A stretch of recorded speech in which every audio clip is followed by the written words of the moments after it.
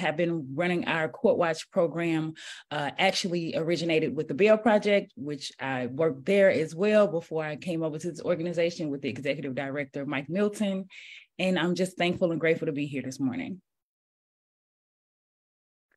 Okay, Walter Harris. Good morning, everybody. My name is Walter Harris. I'm a returning citizen. I volunteer for several organizations, Participatory Defense, Elsinore Benue Think Tank, Voices for Juvenile Justice. I also do Court Watch with LLC here in Pittsburgh, Pennsylvania. Glad to be here. Hope to learn from this experience. Thank you. Katie?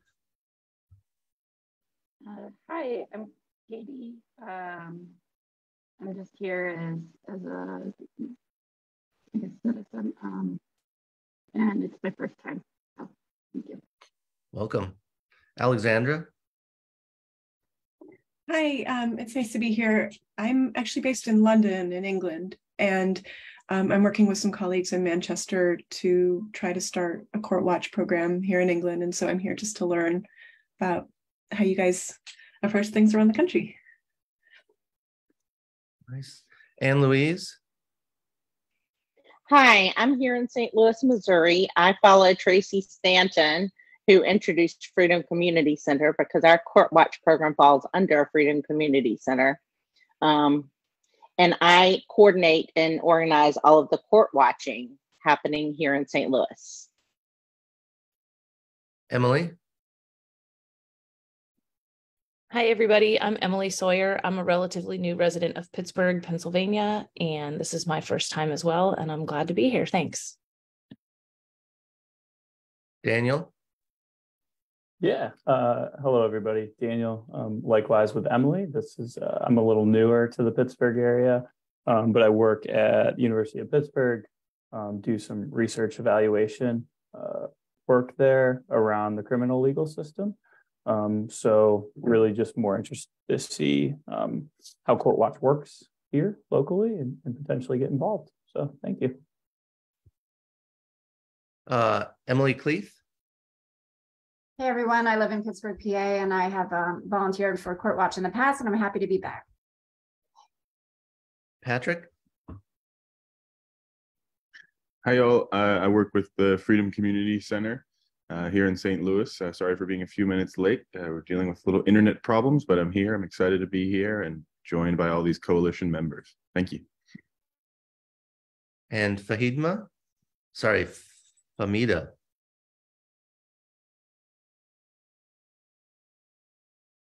Maybe that person is not ready to speak. I think that's everyone except Autumn. So Autumn, I think now's a good time to get started. Yes. Thank you for your patience. I believe that we're streaming now. Very excited to be on with you all this morning. Appreciate you giving your introductions ever so briefly today. And I'm so glad that we're all here to talk about Court Watch. I believe that we have a great momentum going with the Court Watches around the nation. This is just a few of us presenting this morning. I'm from here. ALC Court Watch is in Allegheny County, Pennsylvania, and we are under the umbrella of Abolitionist Law Center, which was organized to combat and abolish race and class-based incarceration in the United States. Our Court Watch program began in 2020 at the same time the pandemic was happening. So we've had a lot of curves and turns in our program, but we're fortunate enough to be still here, obviously, and working powerfully in coalition with other Court Watches that you'll hear from today. Really excited to get this started. We're going to start with PG County Court Watch before turning to FCC Court Watch. Then we're going to hear from NOLA's Court Watch before going on to Reverend Anderson's Court Watch with Preach. So all of this we're trying to give to you in one big bundle, one smooth swoop. And at the end, we'll be listing links so that you could get in touch with the Court Watch that's in your neighborhood, or so that you could get in touch with us for support in beginning your own, or to find out where the Court Watch is presently maybe where you're working from. So to begin, we're going to hear from PG County's Court Watch. Sorry, and Autumn, Fiona Apple. before we move to that, when we were doing introductions, Darren wasn't here, but he's in now. So maybe we could get Darren to introduce himself. Darren's not all that important, but good morning, everybody. Darren Browder. I'm the executive director of Watch NOLA, based out of New Orleans. We've been doing this since 2007. So. Thank you, Darren. You're absolutely so important. Well, we're going to start with an introductory video, actually, from Fiona Apple, who's an avid volunteer for PG County Court Watch. Okay, 1 second.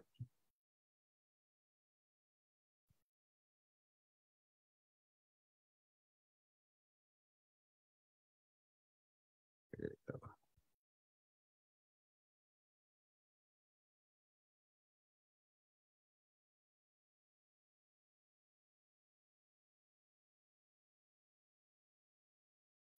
Hi, my name is Fiona Apple, and I have been a volunteer court watcher for PG County, Maryland since January of 2021.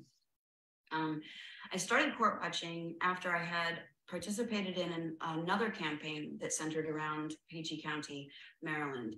This was called Gasping for Justice. And in that campaign, I had the opportunity to read a declaration written by someone who was caged pretrial in PG County Jail during the pandemic.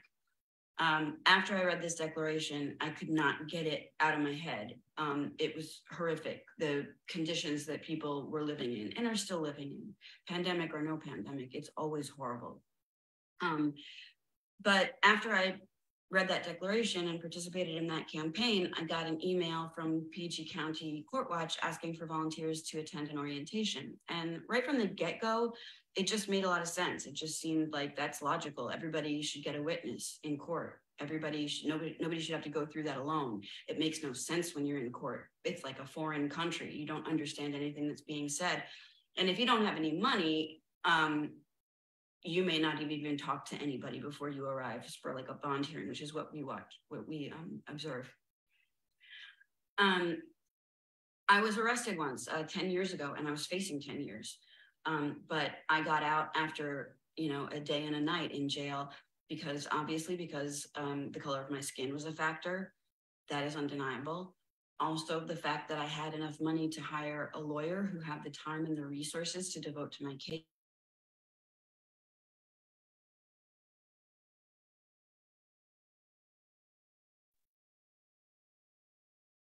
In that area, on the hopes that she would reach the judge that I went before. And so this judge that I did go before, she did receive one of these letters, and she held it up to me in court, and she said, somebody out there thinks that you matter, you better not let them down. And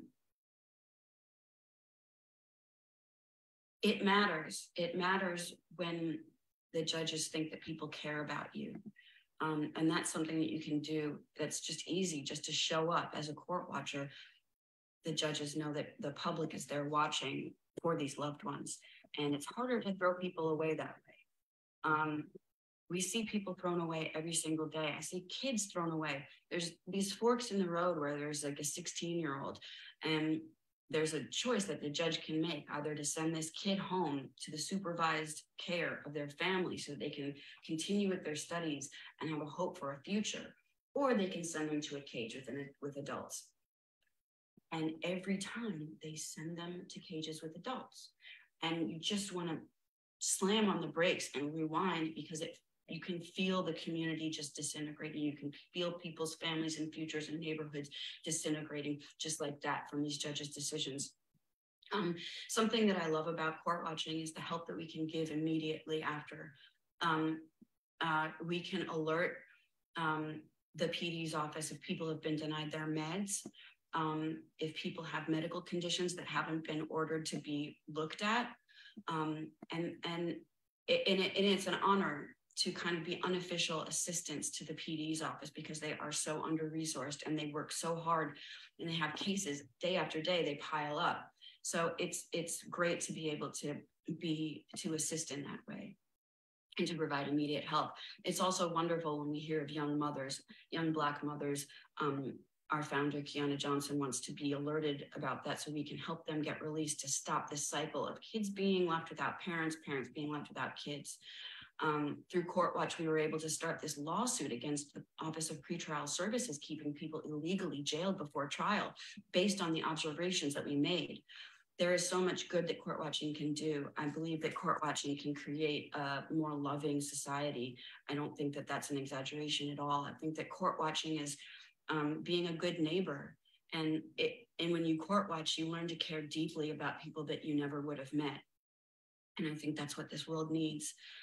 When I started out this whole thing, it made sense to me that they were called loved ones because they were somebody's loved ones. But I can honestly say that I consider them my loved ones now. And I'm a much better person for all of this, just as a side benefit. Anyway, my 5 minutes are just about up, and I want to make sure everyone else has time to speak because they're all wonderful speakers, and I love meeting with them whenever I can. Thank you, Autumn, for having me, and goodbye. Thank you so much, Fiona. Fiona was very glad to participate, but very concerned since it's 7 o'clock her time where she is in California. Now we'll hear directly from Dr. Carmen, who is the director of the program that Fiona volunteers with. Hello, everyone, and thank you so much, Autumn, for having CourtWatchPG, a pillar under life after release. And I pretty much want to just, piggyback off of what Ms. Apple was saying. And yes, she is an amazing court watcher with a CourtWatchPG, and she is very, very dedicated, and we certainly appreciate her. For me, the reason why I started court watching is because our executive director, well, first of all, I'm a returning citizen. I was politically hit a few years ago. I'm the former housing chair for the state conference NAACP. So I was trying to get a moratorium to freeze the foreclosures that was happening in the state of Maryland. I was all over the news and everything, not to mention it was happening all over the United States.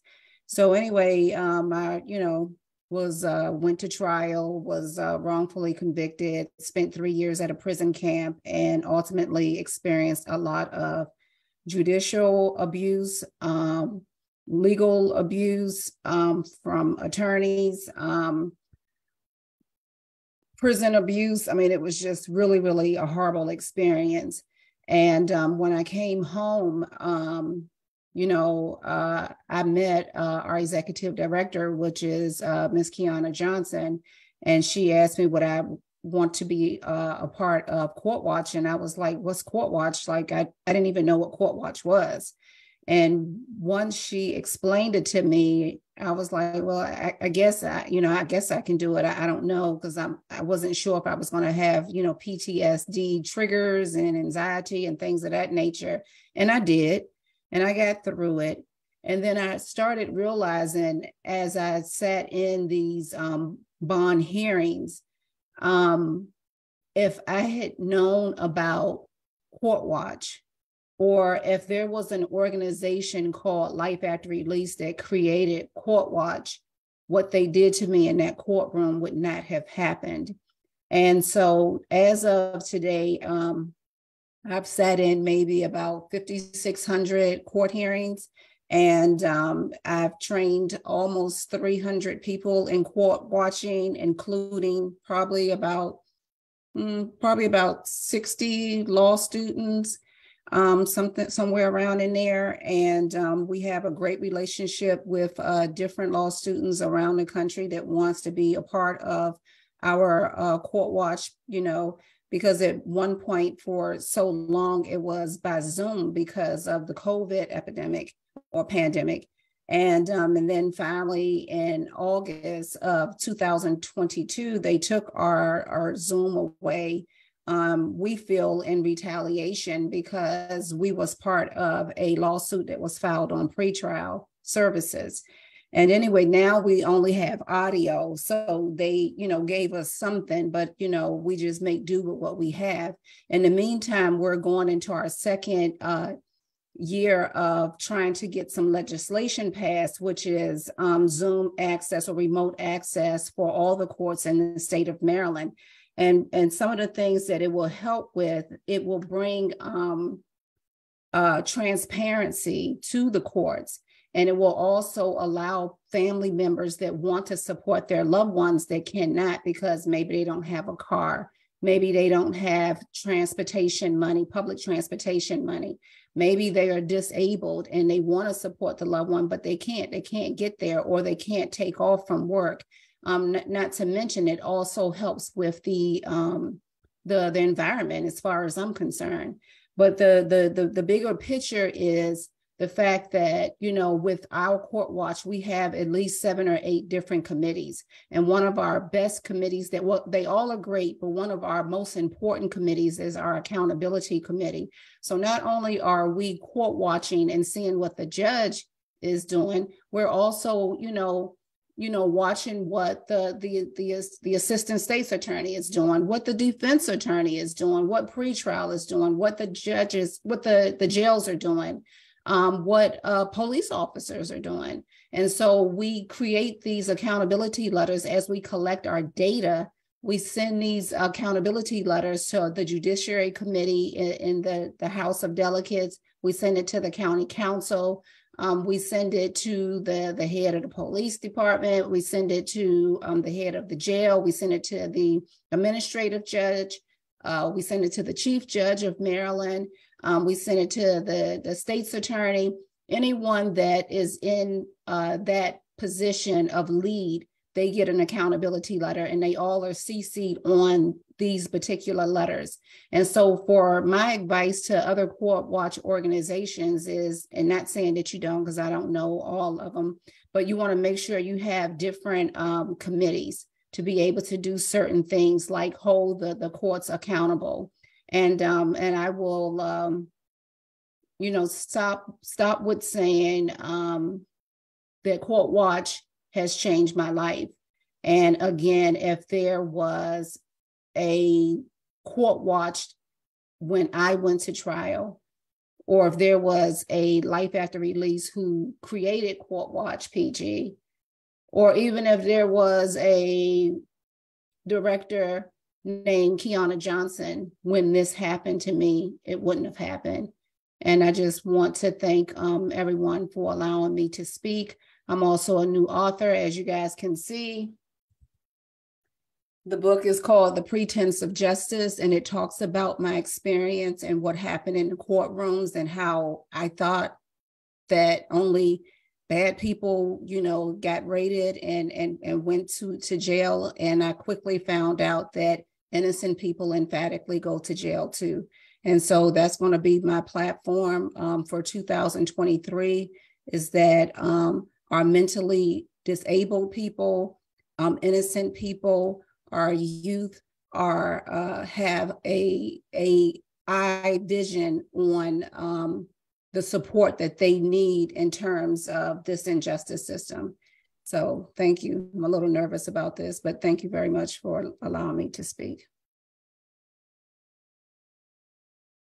Thank you so much, Dr. Johnson. Have put the name of the book in the chat for all who are interested.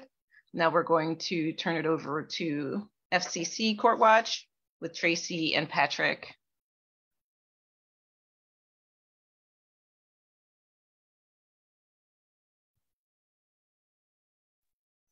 Go ahead, Tracy, take us away. Can everybody see the slideshow? Yeah. Yes, we can. Good morning, everyone. I want to just thank everyone that is on this call, everyone that is doing the work, that has been doing the work even before FCC existed. My name is Tracy Stanton. I have the opportunity to be the Director of Movement Building and Storytelling with the Freedom Community Center. I am also directly impacted, formerly incarcerated, and Freedom Community Center's mission is to build a movement of survivors that will meaningfully address violence in St. Louis City and collectively design alternatives to state systems of punishment and oppression. And our community is also fighting to end mass incarceration and advocate for transformative justice approaches to reducing harm. And at FCC, when we talk about us meaningfully addressing violence, we address violence on an interpersonal level, right? And we also address violence that is being done to our communities by state systems of oppression, so on the systemic level. And we have a motto at our organization, which is not new at all. It's we keep us safe. And in an effort to keep us safe, we have a variety of programs. And today we're talking about Court Watch.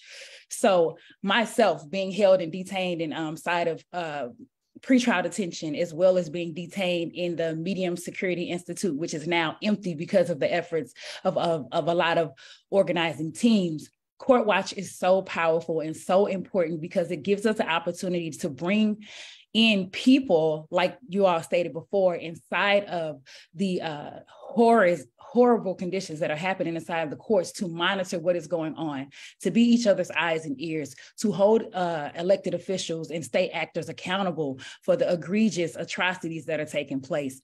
And we have been doing this for a while, since we were working with the Bail Project, and we continue that on here with our efforts at the Freedom Community Center. And we have a volunteer-based program. So we have individuals that feel it's necessary to be inside, to be the eyes, to watch exactly what is going on. And we do that because we know that without the presence, people will just do what they want to do, right? They will not see the humanity inside. They won't see the humanity of the individuals that are being detained, that are being held inside of the Court Watch program. So that is why we do it. And, you know, we keep each other safe. And I'm going to pass it on over to Patrick. Thank you, Tracy.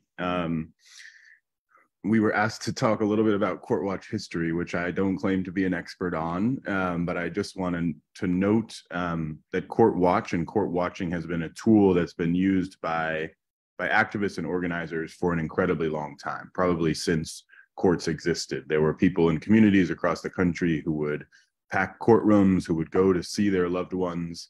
And so it's always been a tool for people to show up, to make the community's voice heard in a place that is supposed to be representative of our community, but we know all too often is hidden behind closed doors and operates in this sort of shadowy world of the justice system. It uses legal language and intentionally makes things obscure such that people have a harder time accessing it, and such that the abuse that you've heard about so far in this webinar, and I'm sure in other areas, is able to persist because it's happening in rooms that are intentionally closed off. It's supposed to be public, but we know all too well that the justice system operates by using disappearance as one of its main tools. And so as I was doing some research, I was seeing things in the 60s and 70s about folks going into municipal courtrooms and misdemeanor courtrooms, and sort of calling attention to these grave injustices that were happening.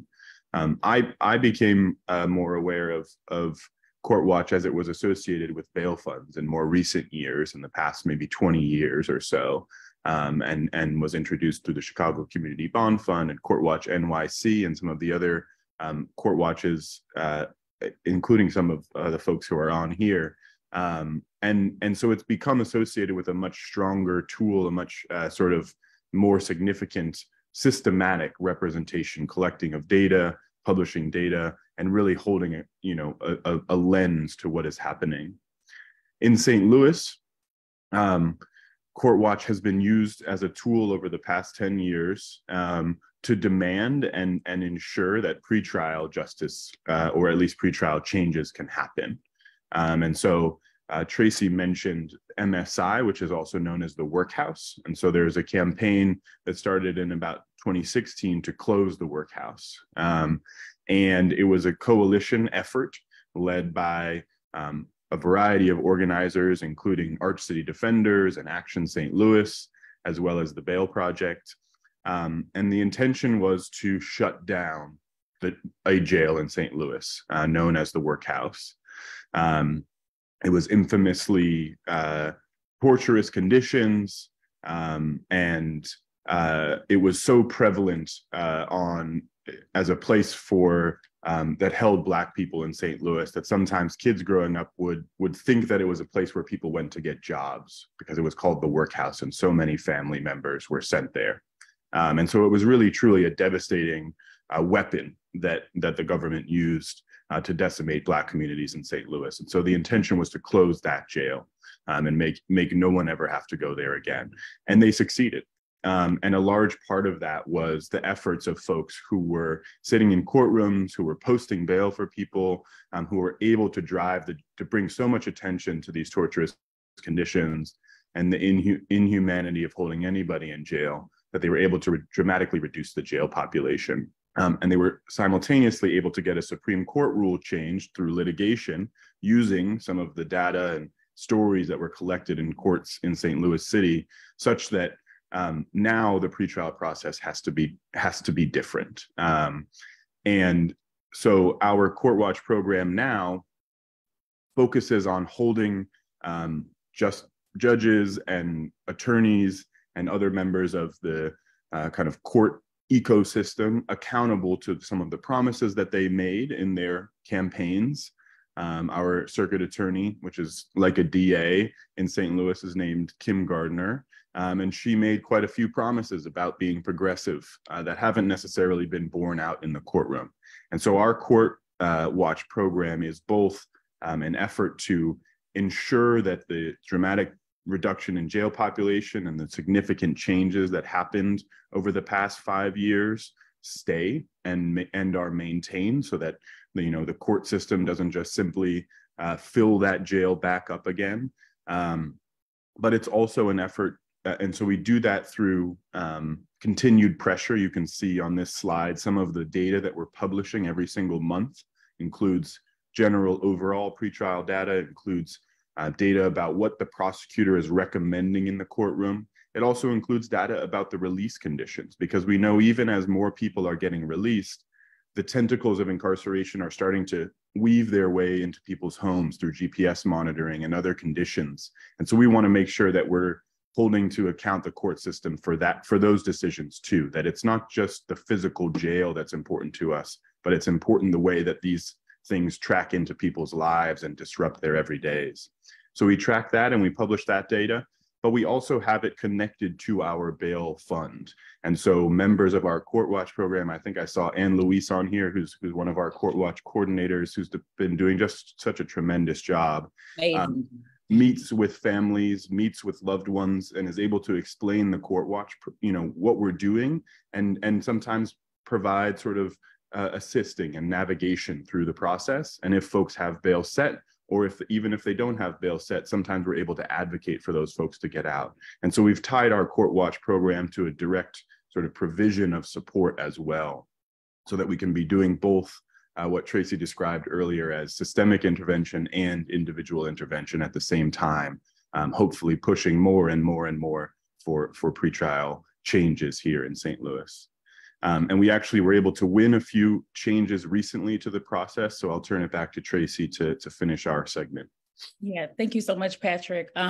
Yeah, and recently, as of January 2023, literally at the beginning of the year, we were kind of like all on break, and we see this media release, this press statement from the courts saying that they are changing their process, and they named our court watching program. They named our organization in that, right? So there used to be a lot of judges and Anne Louise and the Court Watch team. That's how we were able to provide the judge scorecards. Now there's only 2 residing judges that will be rotating in the bond hearings. And there's also, they have allotted an additional hour, right? So the Court Watch starts at 12, and it gives the detainees an opportunity to talk to the judges. That is something that Anne Louise and the other court watchers had been pushing for a while. Before that, even they, pushed for breakout rooms and breakout sessions and things of that nature. So now they have an opportunity to talk to attorneys before the actual bond hearing. And as well, we have the pretrial office who is there providing additional social services. And as a result, there are a lot of agreements that are coming coming to fruition before they even have to have a bond hearing, and people are being released and getting the services that they need. And that just goes to show, like, thank you, Ann Louise, and the court in St. Louis City, our St. Louis Court Watch team, that when you are present and you are putting that pressure and you are letting individuals know that we see you, we see what's going on, and we're going to take this information and put it out to the community, it makes people change and shift these systematic injustices that are taking place.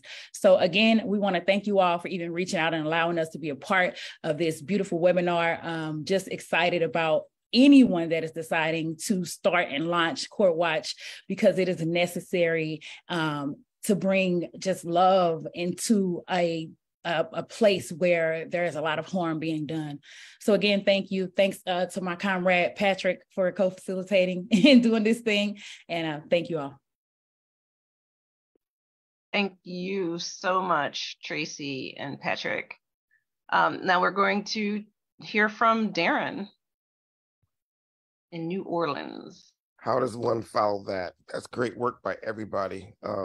I just want to say that Watch NOLA, we're based in New Orleans. We've been doing this since 2000. Well, I'm getting into our mission statement first. Watch NOLA fights for transparency, accountability, and transformative justice in Orleans criminal court systems and beyond.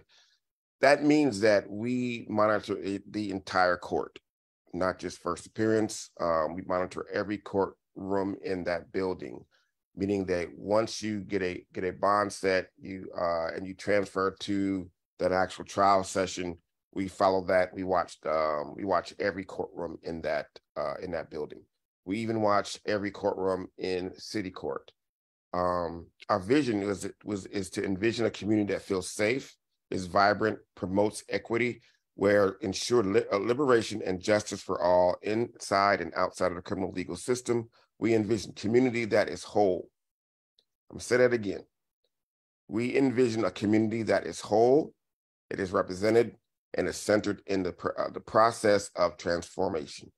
Our court has come a long way since I've been here. I've only been with Court Watch for 4 years. I've been the executive director for almost a year. I come from that building that I monitor, meaning that I worked in that building. I was a law clerk for at least 2 different judges in that building. And so I know, I didn't say there were problems, but I know there were things going on in that building that shouldn't have been going on. And so how does Court Watch NOLA do what we do?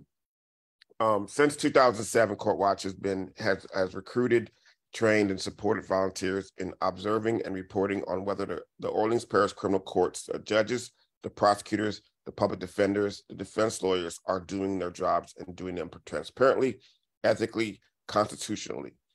We stand alongside the community and organizational, systematic, and business partners to ensure the inclusive, dynamic transformation of our work. One of the main things that we value is diversity, and we come together around the points of unity that we have created as Court Watch, and I won't get into today. But one of the major things that we do is we also, there's only one way that we can monitor every courtroom in that building 12 months out of the year, every single day, is through, we bring in volunteers that are not only just community volunteers, but we have a lot of students, universities. We even have classes at Tulane University and Loyola University. We have law school students. We have well over 150 to 200 volunteers a year, and we monitor over 1,000 sessions a year. I think it's 1,000 sessions. So you have to look at that data point again.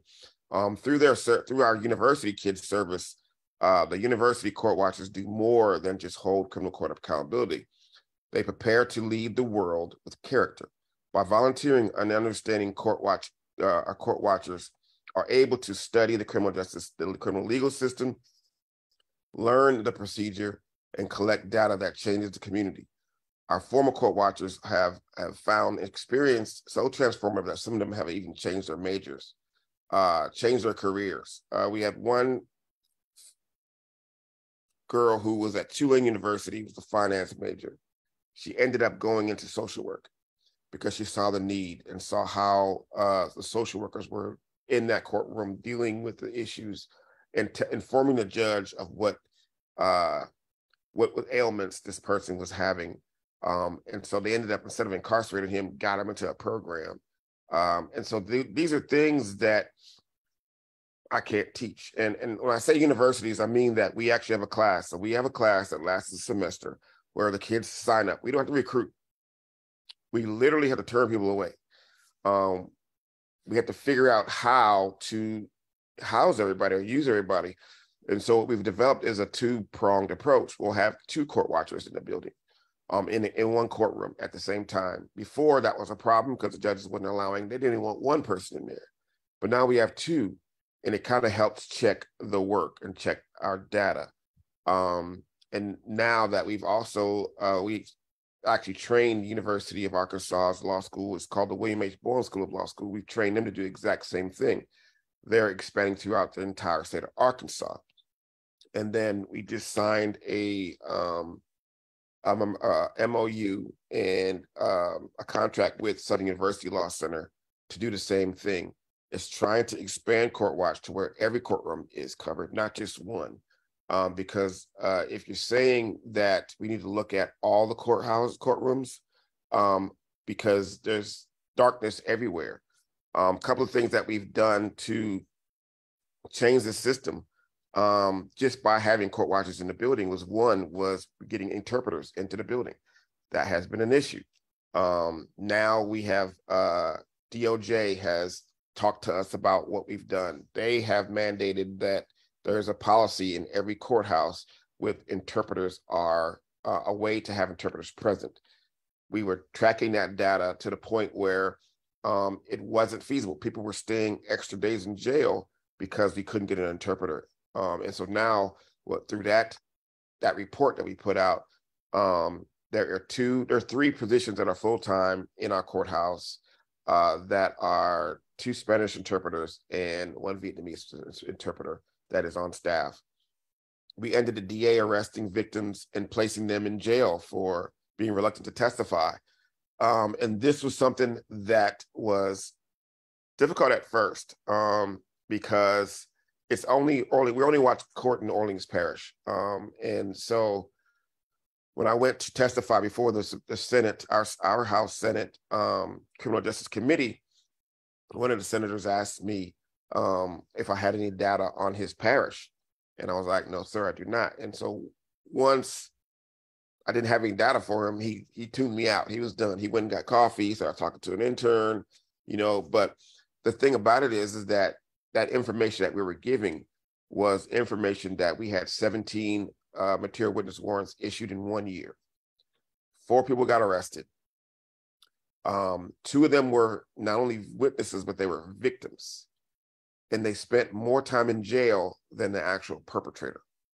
So I think that was the story that connected with our data that got this law passed. Now, it wasn't the law we actually wanted, but then later on, there was a lawsuit that followed that sued our DA, who then decided he wasn't going to run for the next election.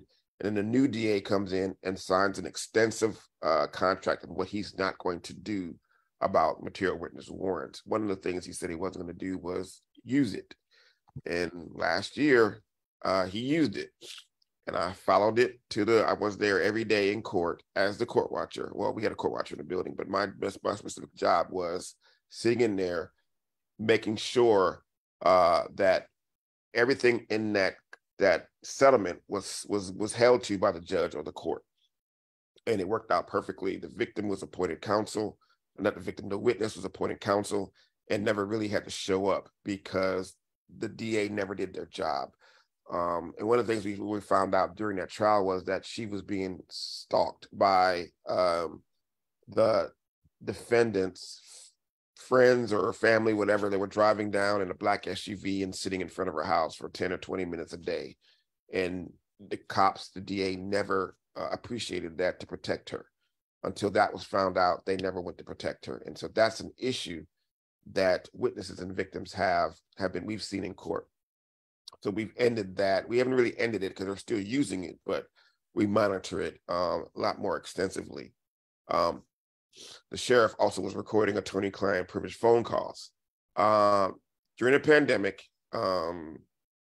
we had the building was shut down. Attorneys couldn't go in to visit their client. had to be by a phone call. And so we found out that these phone calls are being recorded, and they had been being recorded years prior to that. But one day we witnessed those recorded phone calls being handed over to the defense lawyer. And that's how we found out. Basically, that's how we started finding out to use it to stop it. And so we finally got the sheriff to stop doing this, but we still didn't have any proof. But we have a new sheriff now, and a new sheriff has promised, a new progressive sheriff, although she's inherited a horrible situation, but the new sheriff has promised not to record any attorney-client phone calls. And so that was another accomplishment that we have accomplished by court watching. And then criminal court and drug testing methods. So one of the things that people would do would get arrested on small possession of marijuana or small drug possessions, and they would release them into ROR. However, they had to come back in and get drug tested. And so these drug tests would happen, and they would pop positive. That meant they would go back to jail. They would lose, even if they put up bond, they would lose that bond money. And so one of the things we did some research on was that they weren't actually testing the positive test again, because there was a thing called false positives. And so because there was so many false positives popping up, they're supposed to retest that to make sure it is a positive. The court wasn't doing that. Person would just pop up positive, be back in jail, lose all the money that they invested. And so those are just some of the things that we did. We also had a judge who was forcing people onto, well, it wasn't forcing them. He would release them. We were all happy about the release. It was like, man, there's a lot of releases that his judge is having. Because what happens is that bond would be holding them up until they plead guilty or not guilty. They plead not guilty. The lawyer comes in, files a motion to reduce bail, and was winning it. And so we're like, wow, that's great. However, he was forcing them onto his friend's bail bonding company. And when he would force them onto that, they would have to. They had no other choice but to pay money to this one bail bond company. We also found out that he was also forcing people to leave their bail bonding company and go to this new bail bonding company. And then that bail bondsman was donating more money back to him personally, his campaign. And so we put that out in the paper. That was shut down. He decided he wasn't going to run again. And so those are just a few things that we've been doing just to hold the system accountable, put transparency in that building. I have family members that see our criminal court building will never go in there for jury duty. So there's a couple of other things that we're looking to do. We're partnering with the Juror Project, which is a local not-for-profit that teaches people about jury service. We want to partner with them. We're going to start educating former offenders or formerly incarcerated. We're gonna partner with Vote, which is our formerly incarcerated activist group that is very powerful in our city. We're partnering with them to train formerly incarcerated jurors to come in and be jurors. Not only that, we're rolling out this thing called a jury task force, where we're going to monitor not only the race and makeup of the jury, but we're also going to monitor who gets kicked off of a jury, who gets kept on of a jury. And we're monitoring that because that is one of the issues in wrongfully accused, is that in New Orleans a couple of years ago, we could convict somebody with a 10 to 12 jury verdict. To me, those two people are reasonable doubt, right? I worked in that building. I can't say how many trials I've actually witnessed as a law clerk, but I can tell you I've only seen one unanimous jury verdict, and that was to not convict somebody. Okay, that was not to convict somebody. And so one of the things that Watch NOLA is trying to do is not only educate we want to educate the community as well, meaning that the community, we have a lot of students who have no idea. Like when I went to law school, I had no idea what it was to sit in court. So I had no idea of procedure, none of that. These kids that we have now are going to law school knowing what procedure is supposed to be, because I teach them the procedure. And we actually have a student now at UCLA Law School that is writing her paper on the data that she witnessed in our courthouse. And UCLA, her professors reached out to me about that. But what we're doing now at CourtWatch NOLA, and I'll leave you with this, is we're partnering with universities to CourtWatch, have a training where we actually have a class that these kids can have on how to court watch and our research, because it's not just me, Darren Browder, writing these reports. It is sometimes our students helping us write reports. We put out a yearly report, which we're changing to now a quarterly report about what we're seeing. We're teaching our students how to do public records requests. It's beneficial to them to see this as it flows. How it's supposed to flow is how I teach them. And then we make sure that it's correct. We have a majority Black court, and we're trying to show that this court can be held accountable by everybody in the community. Another thing, I'm gonna leave you with this. Our judges are elected officials. And what we see oftentimes is that my family members who never went in the courthouse didn't know who to vote for when it came time to vote. This is one way that you can actually literally see your vote working, whether or not that judge is up to your standard that you believe a judge should be by voting. By sitting in their courtroom every day or every other day or once a week, you can actually see if that judge is warrant or merit of your vote. And I have tons of people saying thank you, because now when they go to vote, they know who to vote for. Matter of fact, Tulane kids take a bunch of kids to go vote, and they tell them, this is a judge I've seen, this is why I like them. This is one of the benefits I think CourtWatch is doing in the community, but it's holding people accountable. We've had our first public defender hired as a judge. We've got another public defender running for a judge this year. I think we've never had that before. It's always been, defense lawyers with lots of money. And so now we're talking to make sure that people are held accountable, and it's open and transparent. Thank you guys for everything. Sorry, I'm congested. Our weather changes every other hour in New Orleans. We go from 19 degrees to 35 degrees to 80. So. Thank you so much. Yeah, that's the name of the game for sure, is holding our courts accountable and our entire criminal punishment system, because courts rest within the center of that, right? Between policing and jail, prison. Now we're going to hear from the Reverend Alexis Anderson. Thank you so much for coming on. We'll hear first. Thank you. And I believe we're going to put the video on first. Is that correct? Yep. 1 second. Okay.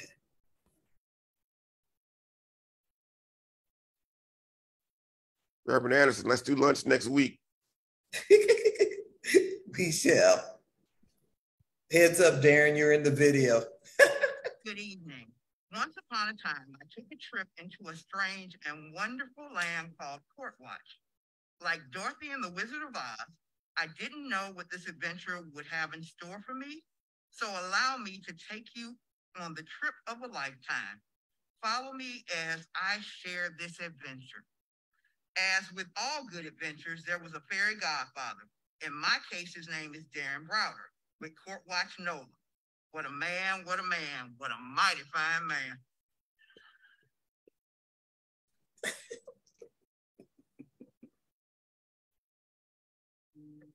I and 3 members of the East Baton Rouge Parish Prison Reform Coalition followed this Pied Piper of justice in New Orleans.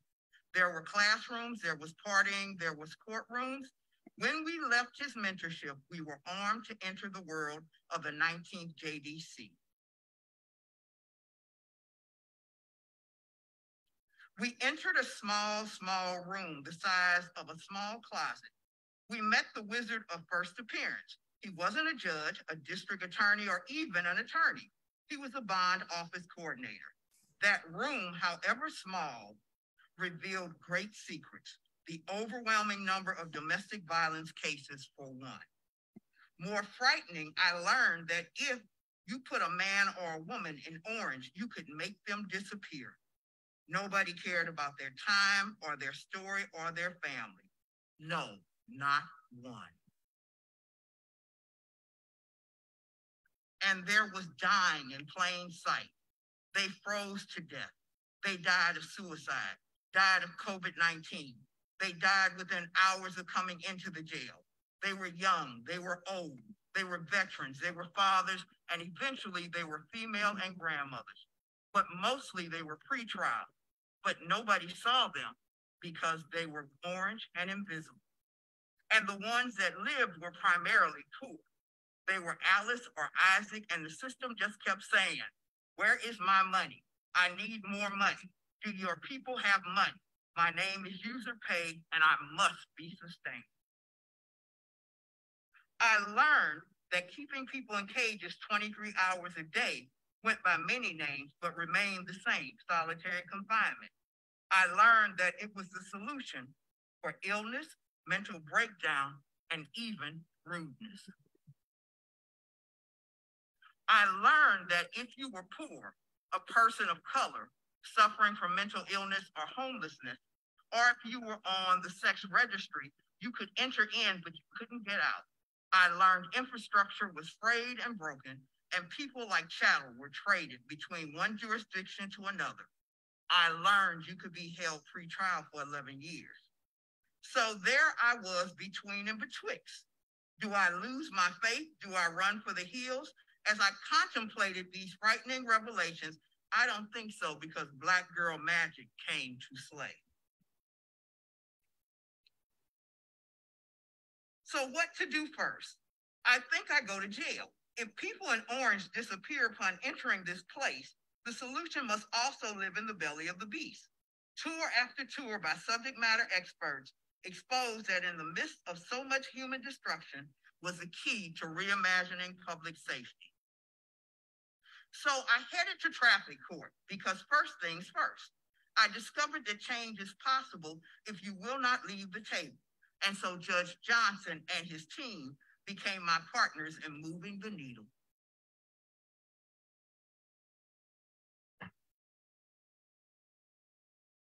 From traffic, it seemed domestic violence was waiting to be addressed.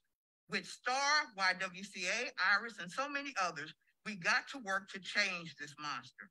And so Judge Prosser and the domestic violence advocates became my partners in moving that needle. The work is not complete, but the warriors are engaged. From domestic violence, I traveled here and there to tell the story of what I know, and more importantly, that I knew it could change if only you would join me in changing the game. From the backseat of a lift to the library, to the Metro Council, to the Southern University, to the state capitol, I told the story that change must come. But I know my people were perishing from a lack of knowledge. So I gathered some warriors, some judges, some professors, some bail disruptors, and empowerment we provided to all.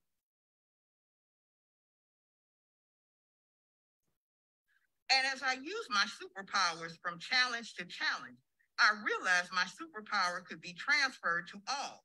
So candidate forums were held for judges, sheriffs, and all.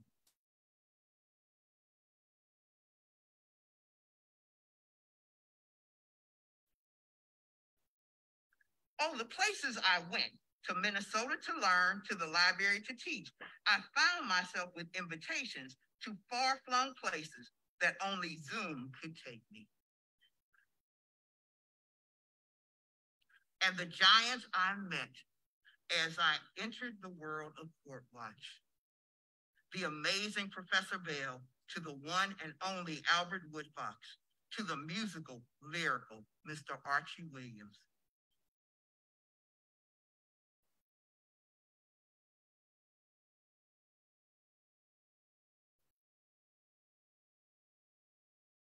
As I found my way in this new land, I found amazing new friends while renewing those whose commitment far exceeded mine in both time and impact.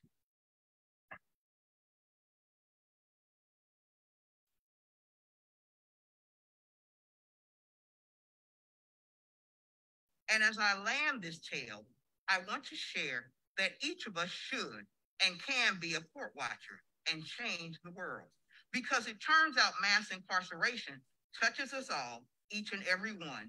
Young and old, Black and white, rich and poor, this trip impacts us all. Thank you. Thank you. I wanted to share that we made that some time ago, and what was so interesting about it was that, as everybody has stated, one of the impacts of Court Watch is you can be a game changer. And I think it's critical for people to know that, especially for those that may be in communities that have never, ever had these kind of programs. Maybe you're in a small rural area and you think it's not possible. It is. Let me give due deference to my mentor in the work, Darren Browder, who is so amazing because he lets me call him in the middle of the night especially when we first started. And I just thought, I can't believe these people do this stuff. But I want to be very quick about what I think is so important about the impact. There's a lot of impact individually, and there's a lot of impact systemically. We are primarily, as court watchers, protecting people's 4th, 6th, and 8th Amendment rights. And I think it's really, really important for people to know that. The importance of the public understanding that they can influence public safety just by being in the room.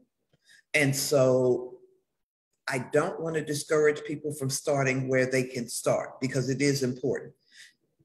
Being in a courtroom is a public right. And actually, most courts will fight hard not to let you in. And yet, court packing, the sheer ideal that the public is there, will hold many, many judges accountable. When family members literally show up. In our particular program in Baton Rouge, we monitor traffic court. We monitor what's called first appearance, which is when your bail and your charges are first read out to you.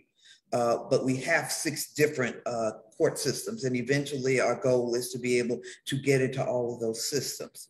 And so one of the impacts that we know is that when family members come in for first appearance, it changes the game in 1,000 different ways.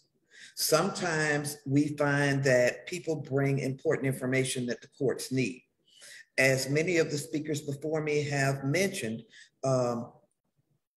public defense is woefully underfunded and under-resourced, but in many, many places, it is also just not adequate to the need.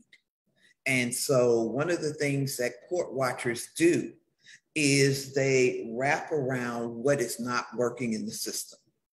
And I will say very honestly, one of the things that I walked away from, as many people who have done this, I am not a lawyer.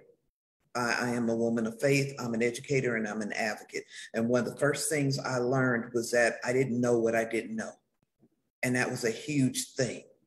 People need to know how the system is dysfunctional and why we have to fix it. The second point I wanted to make is the impact is that in most places, it is going to be no and low wealth communities that are impacted the most. Targeted traffic stops. People using the criminal justice system as a way to address mental health, to address addiction issues, to address the not in my backyard issues. And so Court Watch has the impact, and in our particular community, it did it in 3 ways. One is that we found out very early on that domestic violence was one of the top system problems. We worked for 2 years on a task force with the court to try to look at a different way to handle this. So that was a direct impact.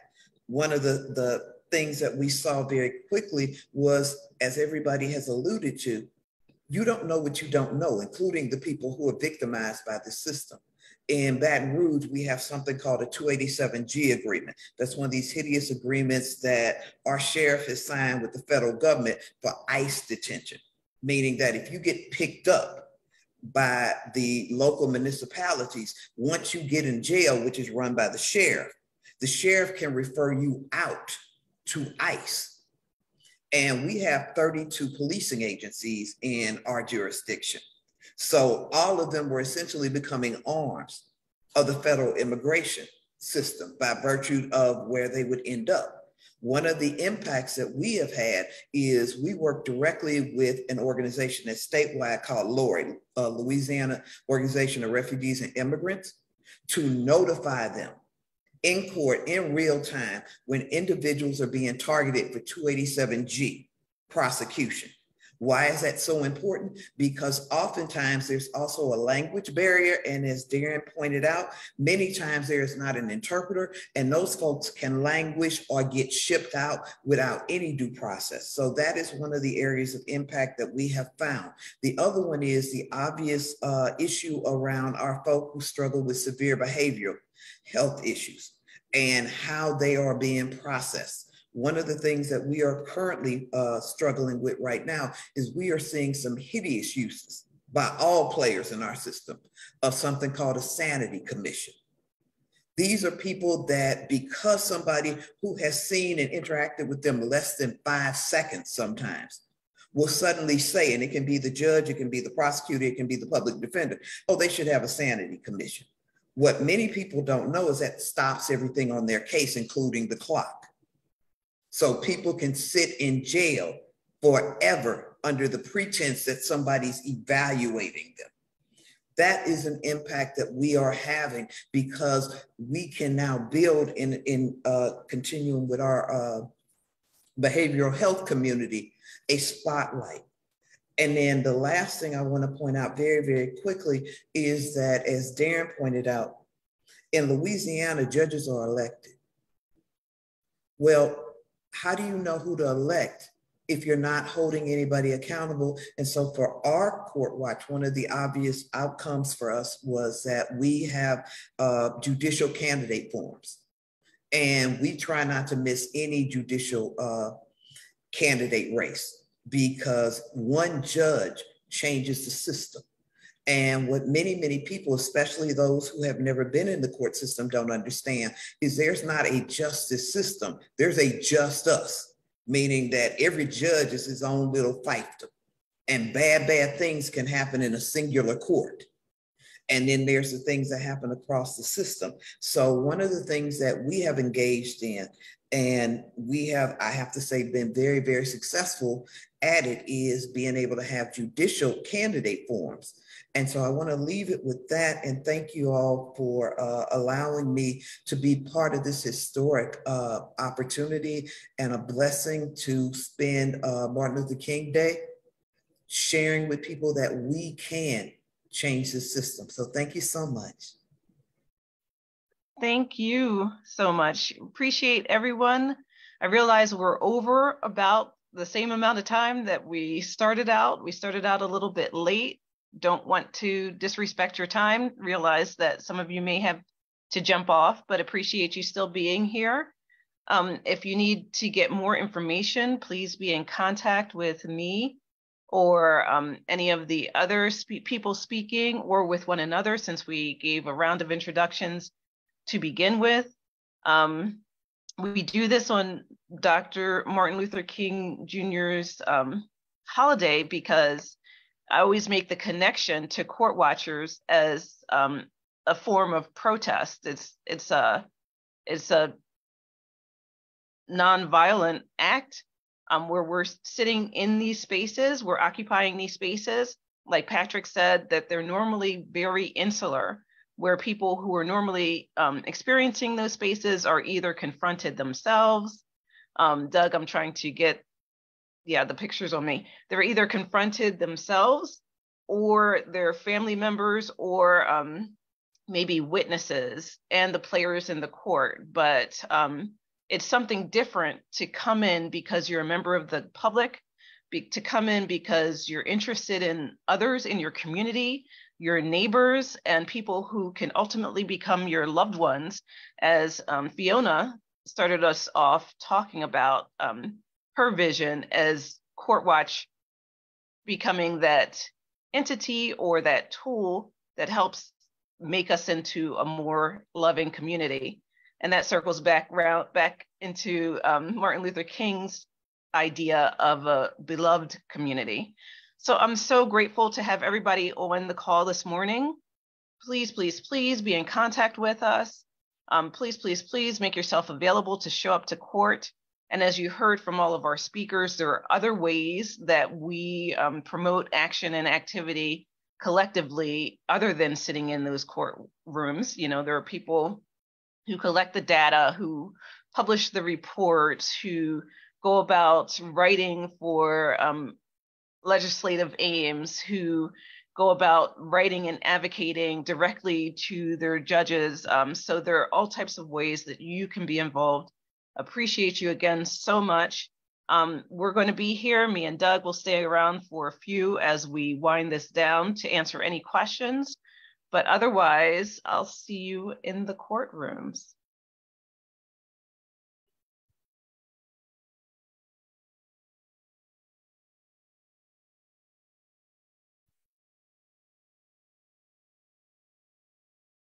Thank you, Autumn. This was great.